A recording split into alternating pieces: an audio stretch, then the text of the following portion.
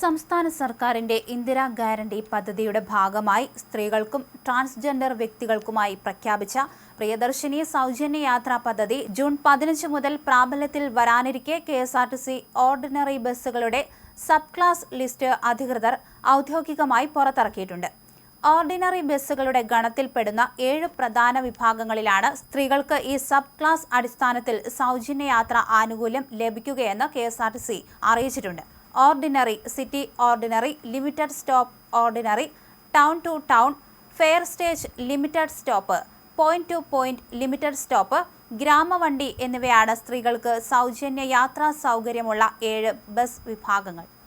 ഈ സർവീസുകളിലെല്ലാം സ്ത്രീകൾക്ക് ജൂൺ 15 മുതൽ യാത്രാ സൗജന്യം ലഭ്യമാകുമെന്നും ഇതുമായി ബന്ധപ്പെട്ട ആശയക്കുഴപ്പങ്ങൾ ഒഴിവാക്കാനാണ് കൃത്യമായ പട്ടിക പുറത്തുവിട്ടതെന്നും കെഎസ്ആർടിസി അധികൃതർ വ്യക്തമാക്കുകയും ചെയ്തു. വരുമാനമോ പ്രായമോ പരിഗണിക്കാതെയും യാതൊരുവിധ പ്രത്യേക നിബന്ധനകളോ മുൻകൂർ രജിസ്ട്രേഷനോ ഇല്ലാതെയും ഓർഡിനറി ബസ്സുകളുടെ ഗണത്തിൽപ്പെടുന്ന 7 പ്രധാന വിഭാഗങ്ങളിലാണ് സ്ത്രീകൾക്ക് ഈ സബ് ക്ലാസ് അടിസ്ഥാനത്തിൽ സൗജന്യ യാത്രാ ആനുകൂല്യം ലഭിക്കുക. അതേസമയം സിറ്റി ഫാസ്റ്റ് പാസഞ്ചർ തുടങ്ങിയ സർവീസുകൾ മുതൽ മുകളിലോട്ടുള്ള കെഎസ്ആർടിസിയുടെ മറ്റെല്ലാ സൂപ്പർ ക്ലാസ് സർവീസുകളിലും സ്ത്രീകൾക്ക് സൗജന്യ യാത്ര അനുവദനീയമല്ല. ഇതിനു പുറമെ ഉത്സവകാല സ്പെഷ്യൽ സർവീസുകൾ, വീക്കെൻഡ് അഡീഷണൽ സർവീസുകൾ, BTC സർവീസുകൾ, ചാർട്ടേഡ് ട്രിപ്പുകൾ എന്നിവയിലും ഈ യാത്രാ ആനുകൂല്യം ലഭിക്കില്ലെന്ന് കെഎസ്ആർടിസി വ്യക്തമാക്കുന്നു. സംസ്ഥാനത്ത് നിലവിൽ ആകെ 2927 ഓർഡിനറി ഷെഡ്യൂളുകളാണ് കെഎസ്ആർടിസിക്കുള്ളത്. ഇവയെല്ലാം എല്ലാ ദിവസവും പൂർണ്ണമായി ഓടിക്കാറില്ലെങ്കിലും യാത്രക്കാരുടെ തിരക്കനുസരിച്ച് സർവീസുകളിൽ ആവശ്യമായ മാറ്റങ്ങൾ വരുത്താറുണ്ട്.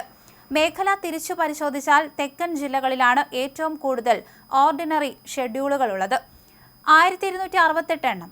മധ്യകേരളത്തിൽ 831 ഷെഡ്യൂളുകളും വടക്കൻ ജില്ലകളിൽ 828 ഷെഡ്യൂളുകളുമാണ് നിലവിലുള്ളത്. ആദ്യഘട്ടത്തിൽ സംസ്ഥാനത്താകെ 3125 ഓർഡിനറി ബസ്സുകളിലാണ് ഈ പദ്ധതി നടപ്പിലാക്കുന്നത്.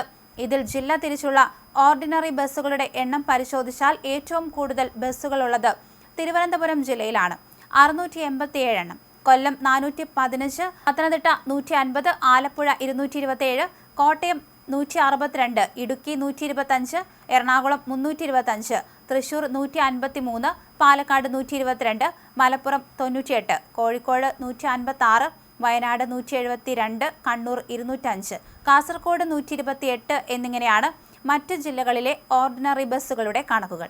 ജൂൺ 15 രാവിലെ 8:30 തമ്പാനൂർ ബസ് ടെർമിനലിൽ വെച്ച് മുഖ്യമന്ത്രി VD സതീശൻ പദ്ധതിയുടെ സംസ്ഥാനതല ഉദ്ഘാടനം നിർവഹിക്കും.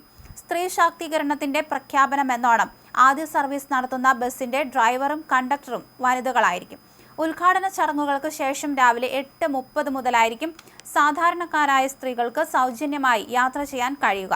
മുഖ്യമന്ത്രിയും ഗതാഗത മന്ത്രി CP ജോണും ഉൾപ്പെടെയുള്ള പ്രമുഖർ ആദ്യ സർവീസിൽ കുറച്ചു ദൂരം ഒപ്പം യാത്ര ചെയ്യും. പ്രതിദിനം 2 കോടിയോളം രൂപ ചെലവ് വരുന്ന ഈ പദ്ധതി വഴി കെഎസ്ആർടിസിക്ക് പ്രതിമാസം ഏകദേശം 70 കോടി രൂപയുടെ നഷ്ടമാണ് കണക്കാക്കുന്നത്. എന്നാൽ ഈ സാമ്പത്തിക ബാധ്യത കെഎസ്ആർടിസിയുടെ ചുമലിൽ കെട്ടിവയ്ക്കാതെ സർക്കാർ ഗ്രാന്റായി പണം നേരിട്ട് നൽകും. എത്ര പേർ സൗജന്യ യാത്ര ചെയ്തുവെന്ന് കൃത്യമായി കണക്കാക്കാനും യാത്രാ ചെലവുകൾ തിട്ടപ്പെടുത്താനുമായി യാത്ര ചെയ്യുന്ന എല്ലാ സ്ത്രീകൾക്കും തുക ഈടാക്കാതെ 0 ടിക്കറ്റ് കണ്ടക്ടർമാർ വിതരണം ചെയ്യും. പദ്ധതി ധനപരമായി നഷ്ടമാണെന്ന് തോന്നുമെങ്കിലും സ്ത്രീകൾ യാത്രയ്ക്കുള്ള തുക മിച്ചം വയ്ക്കുന്നതിലൂടെ ആ പണം വിപണിയിലേക്ക് തന്നെ തിരിച്ചെത്തുമെന്നും അത് സംസ്ഥാനത്തിന്റെ സാമ്പത്തിക രംഗത്തിന് വലിയ നേട്ടമാകുമെന്നും ഗതാഗത മന്ത്രി പറയുകയും ചെയ്തു. ടിക്കറ്റ് ഇതര വരുമാനം വർദ്ധിപ്പിക്കാനായി ബസ്സുകളിൽ പരസ്യങ്ങൾ കൂട്ടുകയും സ്പോൺസർഷിപ്പ് സ്വീകരിക്കുകയും ചെയ്യും.